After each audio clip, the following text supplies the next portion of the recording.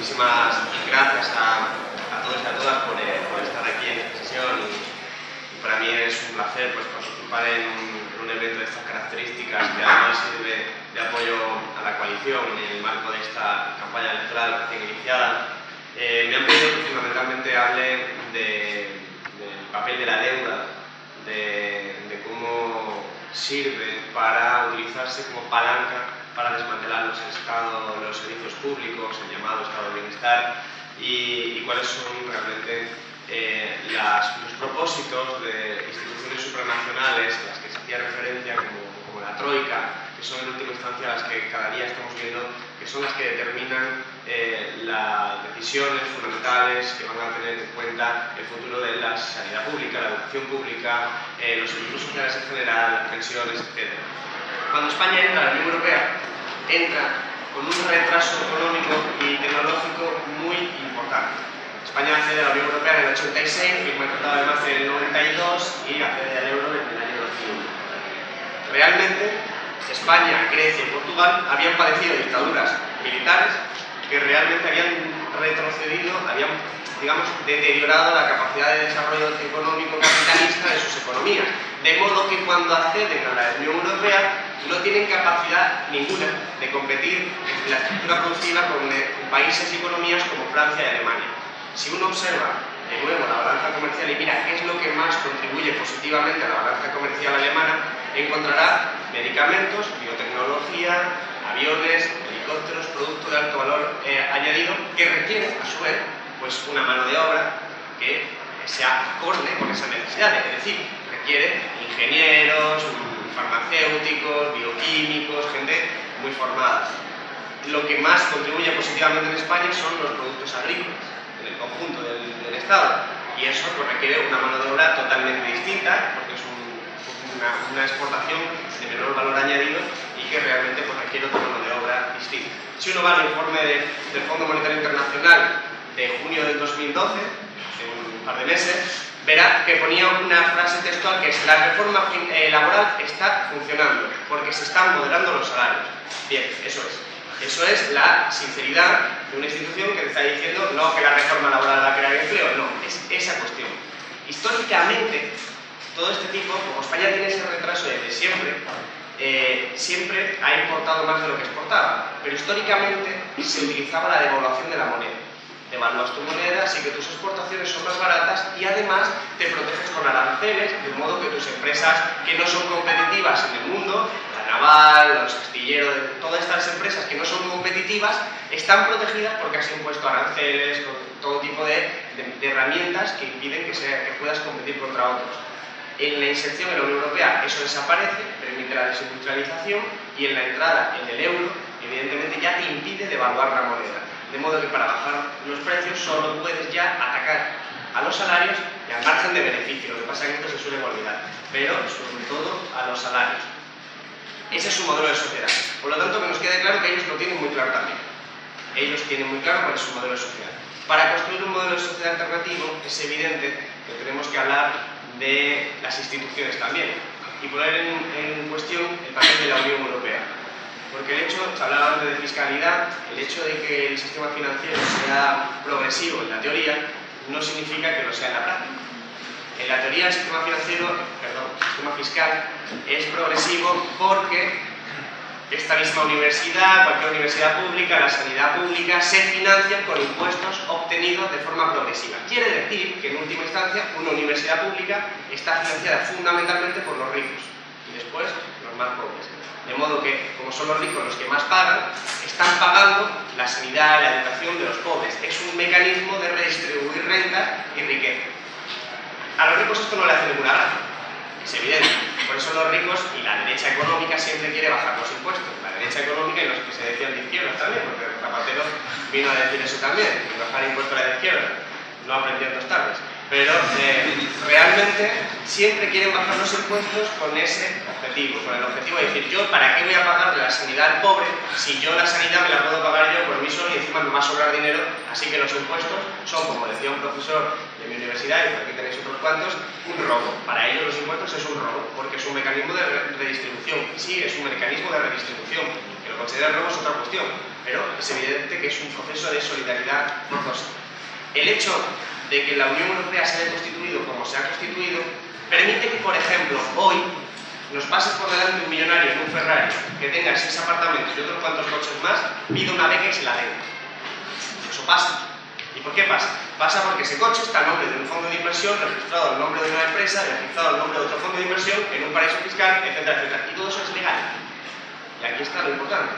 Que ya no es una cosa que sea ilegal. Hay dos conceptos en fiscalidad: elusión fiscal y evasión fiscal. La evasión fiscal es cuando alguien sí que está cometiendo un acto ilegal y está escondiendo ingresos, por ejemplo, a Hacienda. Pero la elusión fiscal es una práctica legal que se produce, por ejemplo, recientemente ha salido Google, que utiliza España como un mecanismo legal para pagar menos impuestos.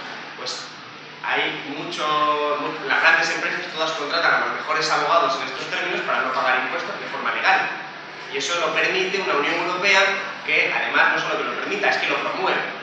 Promueve la existencia de los paraísos fiscales, promueve todo tipo de fallas en el sistema fiscal que hacen que al final, en la práctica, seamos los pobres los que financiamos la sanidad pública, la educación pública, etc., y los ricos no paguen apenas impuestos, de modo que tenemos los servicios públicos subfinanciados y así justifican lo que está ocurriendo en algunas comunidades autónomas. Y que CIU sin duda lo habrá puesto en marcha, no lo conozco bien, y lo pondrá en marcha si consigue ganar. Y es lo que ocurre, por ejemplo, en la comunidad de La Rioja o en la comunidad de Madrid, que se deja de pagar dinero a los colegios públicos y se les da un incentivo fiscal a los padres que lleven a sus hijos al colegio privado. Es empujar a la gente que pueda pagarse una educación privada, empujarla diciéndole: como yo llevo 10 años sin financiar adecuadamente lo público, a los 10 años te digo, ¿ves cómo lo público está deteriorado? ¿Ves cómo lo privado es mucho mejor? Claro, sin vergüenza, eso es porque has dejado de pagar eso. Pero ellos te dirán, aquí la memoria es muy corta siempre, te dirán, realmente, comprueba, mira ese colegio público, la fachada está caída, esa cornisa está reventada, mira el colegio privado, qué bonito, tal, no hay quien se lo pueda pagar. Lo mismo pasa con las pensiones públicas, que viene el lobo, y todo el mundo metiendo las pensiones privadas. No venía ningún lobo nunca, lleva 12, 14, 15 años viendo el lobo, pero realmente es una forma de trasladar algo que es público y que no pasa por el negocio de los bancos ni de ninguna gran empresa, pasarlo al negocio de las entidades privadas. Esto se resume en algo que lo resume todo. Nos convierte desde ciudadanos a consumidores, desde ciudadanos a clientes. Ese es el modelo de sociedad que nos han impuesto. Las alternativas han de pasar necesariamente por poner en cuestión, en mi opinión, las instituciones que están permitiendo ese marco legal. Y evidentemente plantear algo tan sencillo como preguntarse si en el marco capitalista que hay que crecer necesariamente, España tiene... Hemos cerrado el capitalismo. Que España tiene un lugar o no tiene... Hablo de España, igual que hablo de Portugal y de Grecia, insisto, es una cuestión que es común. Tiene la capacidad de construir un modelo de sociedad distinto. Dos elementos y de verdad que termino, que soy muy pesado. Si uno, por ejemplo, sale del euro, está rompiendo con las instituciones, pero realmente lo único que va a conseguir es poder devaluar y en vez de bajar los salarios, devaluar por la vía de la moneda. Pero en el capitalismo, que es el principal problema, en mi opinión, devaluar tu moneda significa que vas a competir contra otro país. Ese otro país también va a hacer lo mismo. De hecho, esto en la historia de la economía ha pasado muchas veces, se llaman guerras de devaluaciones competitivas, que es yo devalúo la moneda, tú devalúas la moneda, yo devalúo la moneda, tú devalúas la moneda, yo te meto un tanque allí y no devalúan más. Porque eso es, al fin y al cabo, como suelen terminar, es capitalismo en competencia, no todos pueden ganar y por lo tanto, aunque salgas del euro, sigues teniendo un problema y es que como te haya tocado en la parte que va a perder, de todas formas, ni fuera ni dentro del euro tienes espacios dentro del capitalismo para sobrevivir. Esto en América Latina se dieron cuenta rápidamente e hicieron alianzas muy importantes, comerciales, etcétera, protegiéndose del extranjero para poder desarrollar su propia industria y poco a poco ir accediendo. En este sentido, como decía que hablaba de la deuda no es tanto un problema como un lastre. Es más bien un lastre que está permitiendo, está siendo usado como la palanca. Porque el hecho de decir tienes que pagar la deuda justifica que, por ejemplo, en estos presupuestos de este año se dediquen 40.000 millones de euros a pagar la deuda pública, los intereses de la deuda pública, frente a lo que podría ser desarrollar una medida alternativa de crecimiento económico. Pero es que Francia y Alemania jamás van a permitir que España se modernice industrialmente cuando van a ser para competir contra ellos. Entonces, el marco de la Unión Europea hay que comprenderlo más bien en términos adecuado, es decir, que estamos en un mercado capitalista y que hay que competir entre nosotros. Por eso la deuda es un lastre que se utiliza para justificar eso. En realidad, Rajoy, o quien gestione la banca pública que está nacionalizada y socializada las pérdidas, es quien tiene la sartén por el mango. Porque si Rajoy coge y le dice, como hizo Argentina o Ecuador, por ejemplo, y sienta a los acreedores financieros alemanes y franceses, los sienta en la mesa y le dice, señores, vais a cobrar el 20% de lo que os debo o nada. Pues tienen la capacidad de hacerlo. ¿Qué pasa? Inmediatamente te van a meter los tanques, probablemente. Pero es el tipo de negociación que se hizo en Argentina, que todavía van con juicios. Argentina hizo eso, a unos millonarios denunciaron que eso no era justo ni legal, y el otro día, hace un par de meses, una fragata que pasaba por África, del Estado argentino, pues la cogieron los jueces internacionales y dijeron, esto es del millonario, porque esto es embargado, ¿vale? Este tipo de cuestiones pasan hoy en día, no es una cuestión rara. En 2008, en Ecuador, se cambió la constitución para decir, no se va a socializar la deuda privada. En 2011 aquí se hizo lo contrario, el PP y el PSOE cambiaron la constitución para decir, se va a socializar y además vamos a darle preferencia, ¿no? Que es un poco la estructura. Así que bueno, lo dejamos para el momento. El resto, las alternativas han de pasar en ese escenario, entendiendo que sí son posibles técnicamente de articular, pero que en gran medida van a requerir la superación del marco institucional actual. Es decir, tienes que cambiar el espacio europeo, o romper con la troika, o renegociar con la troika, o pasar por todas esas etapas que permitan que lo que es legal e injusto pues pueda ser cambiado para que sea legal y justo. Al fin y al cabo, luchar contra los paraísos fiscales se hace en un día, se podría hacer si la Unión Europea quisiera, dice, pues ya no tolero o pongo un movimiento de capitales, controles de capitales. Lo puede poner perfectamente, lo que pasa es que no quiere hacerlo porque al fin y al cabo esto es una correlación de fuerzas y ellos, el 1% que se decía antes, pues van ganando de paliza. Entonces, evidentemente, se trata de cambiar esa correlación de fuerza a través de la movilización social y también de la movilización electoral, evidentemente. Toda herramienta que sirva para cambiar esa correlación de fuerzas, en mi opinión, es más que bienvenida. Por eso era tan importante decir que esta crisis que ha caído con un modelo de construcción no solo se carga una economía, se carga generaciones, las nuestras. Se descarga porque directamente has hecho una inversión en términos económicos, que es pagar con dinero público la formación de una persona para algo que realmente ya es evidente que no sirve, dado que tu modelo de crecimiento ya se ha caído. ¿Y qué modelo de crecimiento podemos construir? Dentro del capitalismo, como decía antes, hay que competir. Y lo que ha dicho la troika es que vamos a competir contra países que no sean como Alemania. Porque cuando España, decía antes, accede a la Unión Europea, le dicen, tú no vas a poder competir contra Alemania, ni contra Francia. Y además, como la Unión Europea no es la unión romántica de los pueblos, sino la unión hegemónica de Alemania y Francia, fundamentalmente ya Alemania, que es la que los pilotan, Alemania dice, yo no te voy a dar dinero a ti, España, para que construyas helicópteros y compitas contra mí, porque tontos no somos. Entonces lo que hacen es, señores, españoles, griegos y portugueses, ustedes están más retrasados, ustedes van a desindustrializarse. Le vais a dar toda la industria, la vamos a deslocalizar y vosotros os vais a centrar en la construcción, en el turismo, en el sol y en la playa y en un país de camareros, para que nos entendamos. Y así ellos pueden vender los productos a nosotros, ya que como no construimos nada propio, pues tendremos que comprarlo desde fuera. Y ese es el modelo de inserción de Grecia, España y Portugal.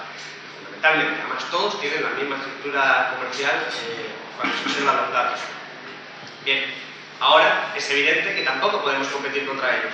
Es evidente. Entonces la troika dice, bien, ya que se te ha caído tu modelo de construcción y tendrás que hacer algo para que la gente pueda volver a trabajar, tu objetivo va a ser competitivo. ¿Y ser competitivo de qué forma? No competitivo versus Alemania, que es obvio que no puedes ganar. Es una carrera que tienes perdida. 40, 50 años de retraso.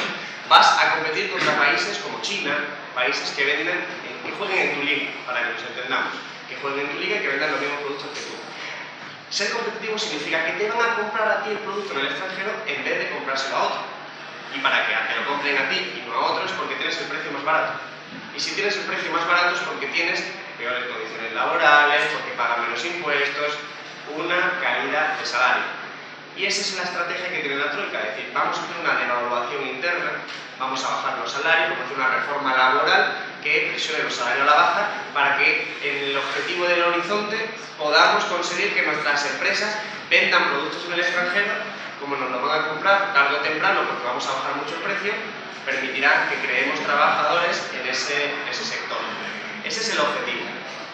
Entonces, y voy terminando para empezar lo que puede ser coloquio de la intervención, siendo ese el objetivo, nos queda claro que ese modelo de crecimiento que está empujando la Troika es un modelo de crecimiento que requiere un modelo de sociedad que sea funcional. Dicho de otra forma, para que ese modelo de crecimiento se pueda implantar en un Estado, necesita que haya un modelo de sociedad que se lo pueda tolerar. Dicho de otra forma, al capitalismo en este estadio actual, con ese objetivo de modelo de crecimiento, le sobran los derechos laborales, la educación pública, la sanidad pública y los servicios sociales. Le sobra porque todo eso obstaculiza que el precio pueda ser más bajo aún. Y ese es el estadio de romper con todo nuestro modelo de sociedad y de entender que no es que Rajoy se levante por la mañana y decir voy a joder a los españoles, voy a quitarle las pensiones. Puede ser malvado, creo que también hasta podría ser simpático con sus hijos, ¿no? Pero el objetivo, que no lo sé ni si tiene hijos, pero que la cuestión es que no lo hace por maldad, lo hace porque ya hay un diseño, desde luego no es de Rajoy, hay un diseño que ha planteado que España, como es una economía capitalista y que tiene que crecer y para crecer necesita encontrar espacios de rentabilidad, y en España ahora mismo no hay, esos espacios de rentabilidad los quiere buscar compitiendo contra otros países vendiendo el producto más barato. Y para conseguirlo necesita que los salarios sean suficientemente bajos. Ahora ya sí entendemos, partiendo de esta base, lo que significa el llamado rescate, que de rescate no tiene nada, porque evidentemente no se puede llamar rescate a algo que liquida la sanidad pública, la educación pública, los derechos laborales, etcétera, etcétera. ¿Qué es ese rescate? Ese rescate no es otra cosa que dar dinero al sistema financiero español para que pueda seguir devolviendo las deudas al sistema financiero alemán y francés. En realidad, estamos hablando de un rescate al sistema financiero alemán y francés. Por eso ese rescate de 100.000 millones de euros que se aprobó con el memorándum de la Troika no se debatió en el Congreso, se debatió en el Parlamento alemán. Y en el Parlamento alemán los defensores de aquel contrato lo que hicieron fue decir que la población alemana se calmase, que ese dinero que iban a dar era realmente para salvarse a ellos mismos. Ese fue el debate que se tuvo en el Parlamento alemán, pero no llegó nunca en ningún momento al Congreso español. Y toda esa política, toda la política que estamos viendo en los últimos meses está subordinada a que el sistema financiero español no quiebre para que pueda seguir pagando las deudas. Esto es tan importante como decir que no hay ningún plan para crear trabajo, no hay ningún plan para modificar el modelo productivo, solo hay un plan que es para permitir que el sistema financiero alemán y francés no quiebre y pueda seguir llegando el dinero que se le debe, evidentemente, como consecuencia de todo el flujo de crecimiento. Ahora bien, como vamos a poder entrar ahora en un coloquio y creo que hay tantas cosas que poder hablar, pues lo importante será que planteemos las preguntas que os parezcan más interesantes. Sí es importante reforzar dos cosas. Primero, el hecho de que las deudas haya que pagarlas no está tan claro. De hecho, es obvio que no se puede pagar. Y estoy hablando de la privada, de la pública también. Porque aquí hay un concepto que podríamos considerar que se llama la deuda legítima, etcétera, que normalmente se hace referencia a la deuda pública. Porque lo que está ocurriendo con este tipo de rescates es que se socializa la pérdida. El banco malo, para que nos entendamos, antes lo he dicho, si un banco tiene un balance financiero, en su balance tiene una vivienda de 100 millones de euros y que si la quisiera vender solo saca 10, el banco malo es que el Estado viene y le dice yo sé que tienes una vivienda que dices que vale 100 y también sé que vale 10, así que te la compro por 60. Evidentemente se vende como no, también los bancos tienen pérdida, sí, pero tú estás comprando por 60 algo que vale 10. Lo estamos comprando todos. Entonces eso es una pérdida que se socializa. Ayudamos al sistema financiero a sobrevivir pagando con los impuestos de todos los contribuyentes. Ese es el verdadero rescate al sistema financiero, pero insisto, siempre para que no muera y pueda seguir fluyendo, para que el grifo continúe abierto hacia el sistema financiero alemán y francés. El sistema financiero español técnicamente está en quiebra. Técnicamente está en quiebra porque en su activo lo que tiene se está reduciendo de forma extraordinaria como consecuencia de la caída del boom inmobiliario, pero el pasivo, que es lo que debe al sistema financiero internacional, sobre todo al alemán, sigue estando igual.